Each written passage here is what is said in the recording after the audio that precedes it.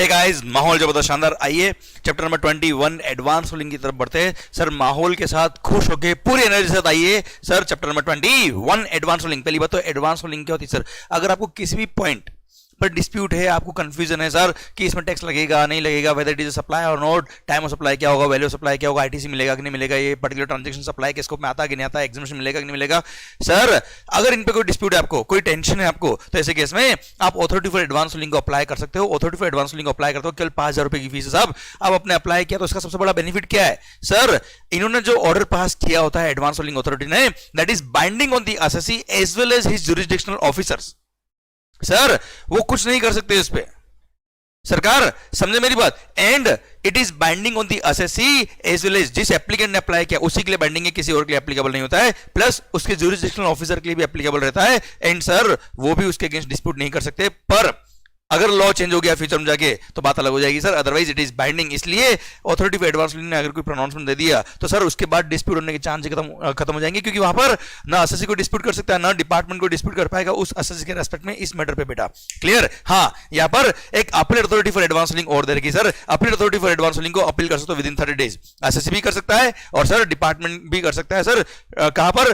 Appeal authority for advance ruling अलग से बना रही है वहां पे सर। अगर उनको लगता है कि ये जो ऑर्डर पास किया है अथॉरिटी फॉर एडवांस रूलिंग ने वो सही पास नहीं किया तो। पर अब appeal authority for advance ruling ने अगर कोई जजमेंट दे दिया तो वो बाइंडिंग है जिंदगी भर के लिए, उसके अगेंस्ट कहीं कोई अपील भी फाइल नहीं होती है। That is binding on the SSC as well as his jurisdictional officer in respect of that SSC, in respect of the matters which are ordered by authority for advance ruling या appeal authority for advance ruling. Clear? समझे मेरी बात? तो dispute future में होंगे नहीं जिंदगी भर, जब तक लॉ चेंज नहीं होता तब तक वो एप्लीकेबल रहेगा आपके लिए। Clear? This is the role of authority for advance ruling. Clear? अब पढ़ते हैं system of authority for advance ruling. क्या सर प्रोसीजर है, क्या सिस्टम है? मेन बात मैंने आपको समझा दी साहब। ओके सर, सबसे पहली बात सर, एडवांस रूलिंग का मतलब क्या है? Decision provided by the authority और appeal authority for advance ruling. Clear? Sir किसको? सर एप्लीकेंट को। अच्छा ध्यान देना बेटा, एप्लीकेंट को। एप्लीकेंट का मतलब क्या है? Applicant means a person who is registered और डिजायरस ऑफ ऑब्टेनिंग रजिस्ट्रेशन। अब सर वो रजिस्टर्ड नहीं है तो भी चलेगा सर, कोई दिक्कत नहीं है। And sir in respect of, in relation to the supply of goods और सर्विस और बोथ बीइंग अंडरटेकन और proposed to be undertaken by the applicant. जरूरी नहीं कि वो सर बिजनेस में इन्वॉल्व हो उससे पहले authority for advance ruling apply करे। वो चाहे तो ऑलरेडी सप्लाई कर रहा है, उस टाइम पे उसको लगा कि सर इस मैटर पे कंफ्यूजन है, वो अप्लाई कर सकता था। क्लियर? डन। भले वो रजिस्टर्ड हो या ना हो। अपील अथॉरिटी के बारे में बात कर चुका हूं मैं। वो अपील अथॉरिटी जनरल जो अपील वाला अथॉरिटी वो नहीं, appeal authority for advance ruling अलग से होता है साहब। Okay, authority for advance ruling sir हर स्टेट में, हर यूनियन टेरिटरी अपने हिसाब से authority for advance ruling appoint करेगा सर। और जो एसजीएसटी एक्ट में authority for advance ruling appoint हुई है उस स्टेट के लिए सर सीजीएसटी पर्पस के लिए भी वही अथॉरिटी फॉर एडवांस रूलिंग होगा।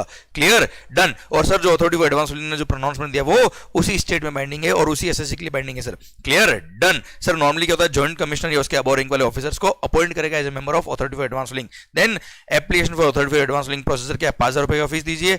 ARA1 इज द एप्लीकेशन, उसमें आप क्वेश्चन लिखेंगे। मेरे को इस क्वेश्चन पे अथॉरिटी फॉर एडवांस रूलिंग चाहिए सर, मतलब मेरे को रूलिंग चाहिए साहब। क्या क्या मैटर हो सकते हैं सर? सारे ये देख लीजिए आप। क्लासिफिकेशन, एप्लीकेबिलिटी ऑफ कोई notification, time of supply, value of supply, admissibility of ITC, determination of liability to pay tax, registration की रिक्वायरमेंट है कि नहीं, वेदर कोई एक्टिविटी सप्लाई है कि नहीं। पर ध्यान रखना, प्लेस ऑफ सप्लाई में कोई डिस्प्यूट है तो न तो आप अथॉरिटी फॉर एडवांस रूलिंग को अप्लाई कर सकते हो, नहीं आप प्रोविजनल असेसमेंट के लिए अप्लाई कर सकते हो सर। प्लेस ऑफ सप्लाई में अगर डिस्प्यूट है तो रेफर अ गुड कंसल्टेंट जो आप होंगे थोड़ा टाइम बाद। सरकार section 98 procedure on receipt of application, आपने जैसे ही अथॉरिटी फॉर एडवांस रूलिंग को एप्लीकेशन दी वो क्या करेंगे, जो आपके कंसर्न ऑफिसर होंगे, ज्यूरिसडिक्शनल ऑफिसर होंगे, उसको एप्लीकेशन लिखेंगे और उसे सर उसको डायरेक्शन देंगे कि भाई मेरे को ये रिलेवेंट रिकॉर्ड चाहिए क्योंकि मेरे को एडवांस रूलिंग के लिए एप्लीकेशन नहीं है इस एसएससी की। और sir authority for advance ruling ये जिम्मेदारी बनती है कि जैसे ही उन रिकॉर्ड्स का काम हो जाए इमीडिएटली फटाफट वो रिकॉर्ड्स को रिटर्न कर देगा उस कंसर्न ऑफिसर को। ओके, अब sir authority for advance ruling के पास पावर की उस एप्लीकेशन को एक्सेप्ट करे या रिजेक्ट करे। पर ध्यान रखना बेटा सर, दो केस में अथॉरिटी फॉर एडवांस रूलिंग कभी भी एप्लीकेशन फॉर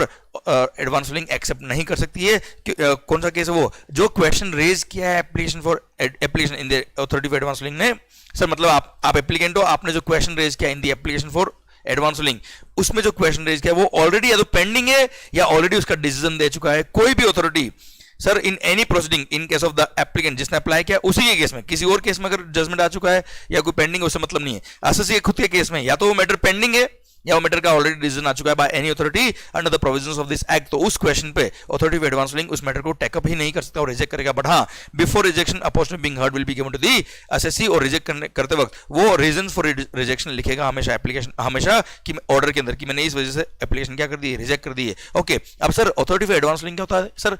इट्स अ वहां पे मेंबर्स होते हैं sir, authority of advance ruling में मेंबर्स होते हैं काइंड ऑफ सर एक तरह से कमिटी टाइप होती है सर। अब अगर वहां पर मेंबर्स डिफर करते हैं इन देयर ओपिनियन, तो सर ध्यान रखना, हाई कोर्ट, सुप्रीम कोर्ट या किसी भी कोर्ट में आप एप्लीकेशन करते हो, वहां पे अगर जज डिफर करते हैं इन देयर ओपिनियन तो मेजोरिटी के हिसाब से डिसीजन दिया जाता है। पर यहाँ पर ऐसा नहीं होता है सर, क्योंकि ये जो डिसीजन देते हैं बाइंडिंग होता है, इसलिए अथॉरिटी ऑफ एडवांस रूलिंग अगर सर उसके members differ on any question होता है तो ऐसे केस में that question will be refer to the appellate authority for advance ruling. और अगर appellate authority for advance ruling को इन्होंने अथॉरिटी फॉर एडवांस रूलिंग नहीं कोई मैटर रेफर किया तो वो 90 डेज के अंदर अपना रूलिंग प्रोनाउंस कर देंगे। जिस दिन रेफर किया उसके 90 दिन के अंदर अपना रूलिंग प्रोनाउंस करेंगे। और अगर खुद अथॉरिटी फॉर एडवांस रूलिंग अगर ऑर्डर दे दिए सर, देना बेटा यहाँ पे जितने भी मेंबर होते हैं वो सब एक ही सर मतलब सेम डिसीजन पे आया है, तब जाके सर वो authority for advance ruling order दे पाएगी, नहीं तो रेफर करेंगे appellate authority for advance ruling को। और उनको भी sir authority for advance ruling अगर खुद ऑर्डर पास करी तो 90 दिन के अंदर, जिस दिन इसको एप्लीकेशन दी है उसके 90 दिन के अंदर इनको ऑर्डर पास करना पड़ेगा। अब appellate authority for advance ruling sir ये हर स्टेट गवर्नमेंट, हर स्टेट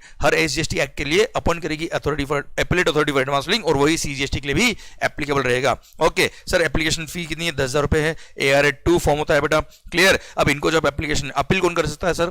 या तो जुरिसडिक्शनल ऑफिसर, कंसर्न ऑफिसर जो है वो, या फिर एप्लीकेंट खुद, अगर उसको लगता है कि अथॉरिटी ऑफ एडवांस रूलिंग ने जो ऑर्डर पास किया वो सही नहीं है तो ऐसे केस में आप अपील करोगे। अपील करने का टाइम कितना बेटा? 30 दिन का टाइम है। पर सर जिस दिन ऑर्डर सर्व हुआ उसके 30 दिन के अंदर आप अपील कर सकते हो। पर अपीलेट अथॉरिटी पास पावर है कि वो चाहे तो फर्दर 30 डेज का सर एक्सटेंशन दे, मतलब फर्दर डिले को कंडन कर सकती है, पर उससे ज्यादा नहीं बेटा। अगर रीजनेबल रीजन है तो वो डिले को कंडन करेगी सर। अब वो ऑर्डर पास करेंगे विद इन 90 डेज। पर अगर appellate authority for advance ruling के जो मेंबर्स है if they differ in their opinion, तो ऐसे केस में सिंस उनका जो ऑर्डर होता है दैट इज बाइंडिंग, उसके अगेंस्ट अपील भी नहीं होती, इसलिए sir it's better not to give any order than to give a wrong order. इसलिए sir if the members of the authority for if the members of the appellate authority for advance ruling differ in their opinion, तो ऐसे case में वो SSC को बुलाएंगे, इधर आ जा, अपने घर जा भाई। मतलब सर वो कोई ऑर्डर पास नहीं करेंगे। एंड सर ध्यान देना, if there is a difference in the opinion between members of the appellate authority for advance ruling on the questions under the appeal, then it will be considered that no advance ruling is issued in the matter.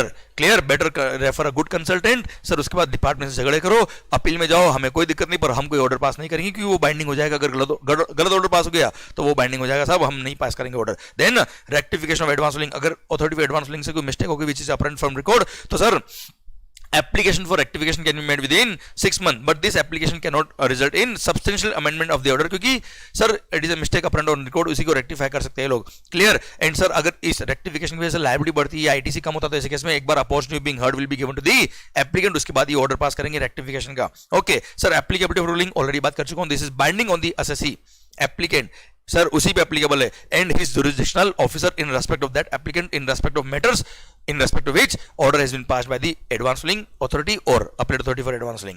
Clear? Sir, unless law has been amended or it has been withdrawn by the authority itself. अब आप कहेंगे sir authority इसको withdraw कब करेगी sir? Sir advance ruling to be void in certain cases, sir authority of advance ruling को अगर ये पता पड़ा कि आपने जो एडवांस रूलिंग उनसे ली थी वो सप्रेशन ऑफ फैक्ट किया था, आपने फ्रॉड किया था या मिसरिप्रेजेंटेशन ऑफ द फैक्ट किया था, तो ऐसे केस में sir authority of advance ruling उस ऑर्डर को विड्रॉ कर देगी in void, it will be declared as if it is void ab initio, मतलब एज इफ हमने कोई प्रोनाउंसमेंट दिया ही नहीं। अथॉरिटी ऑफ एडवांस रूलिंग या appeal authority of advance ruling इसको विड्रॉ कर सकती है। पर सर ध्यान देना, अगर ये विड्रॉ हो गई है तो सर डिपार्टमेंट को सेक्शन में 73-74 का टाइम लिमिट जो दे रखा है वो सर 3 साल और 5 साल का दे रखा है ऑर्डर पास करने के लिए। इसलिए सर अगर कभी भी ये वर्ड एब इनिशियो डिक्लेयर होती है तो जिस दिन अथॉरिटी ऑफ एडवांस रूलिंग ने अपना प्रोनाउंसमेंट दिया था उस दिन से लेकर सर जिस दिन इसको विड्रॉ किया है सर वो that time will be excluded while completing time limit of section में 73 और 74। Sir now powers of the authority, discovery, inspection, enforcing attendance, examining on oath, sir Gita Sita Rita और या तेरी गर्लफ्रेंड जो भी है सर उस पे हाथ रख, कसम खा के बोल कि जो भी बोलूंगा सच बोलूंगा, सच के अलावा कुछ नहीं बोलूंगा, अगर झूठ बोला तो ये गर्लफ्रेंड सर किसी और की। सरकार इश्यूइंग कमीशंस और compelling production of the books of account then deemed to be a civil code. Sir ध्यान देना बेटा, अथॉरिटी फॉर एडवांस रूलिंग और appellate authority for advance ruling को एक कोर्ट की तरह पावर दिया गया है सर इसके सामने जो भी प्रोसीडिंग होती है उसको जुडिशियल प्रोसीडिंग माना जाता है बेटा। Then last procedure of authority and appellate authority, यहां सेक्शन नंबर 106 ने बोला कि सर हमने कोई प्रोसीजर डिफाइन नहीं किया, अपीलेट अथॉरिटी और अथॉरिटी फॉर एडवांस रूलिंग अपना खुद का प्रोसीजर दे शिल फॉलो देयर ओन प्रोसीजर, दे शिल regulate its own procedure. Clear? वो समझदार लोग, बड़े लोग, वो खुद का प्रोसीजर फॉलो करेंगे, हमने कोई प्रोसीजर लेट डाउन नहीं किया। इसी के साथ भारत माता की जय। अब मुझे बताओ, हाउस दी जोश? हाय सर, माहौल, सरकार माहौल बना चाहिए पढ़ाई का, खुश होकर पढ़ोगे, एनर्जी के साथ पढ़ोगे तो माहौल 100% बनने वाला है। ध्यान देना सर, आपके पेरेंट्स आपका वेट कर रहे हैं कि सर ये बच्चा कब पढ़ाई करके बाहर निकलेगा, क्योंकि सर इतने सालों की जो उनकी मेहनत है सर, उनके कई सारे सपने होते हैं आपके लिए सर, वो आपसे सच्चा प्यार करते हैं। आप पढ़िए, उनके लिए पढ़िए, दिल में सर उनकी फोटो रखिए और सर फिर उस एनर्जी के साथ पढ़िए, देखना सर 100% सक्सेस आपको मिलेगी। ऑल द बेस्ट माहौल, thank you so much, love you lot, bye bye.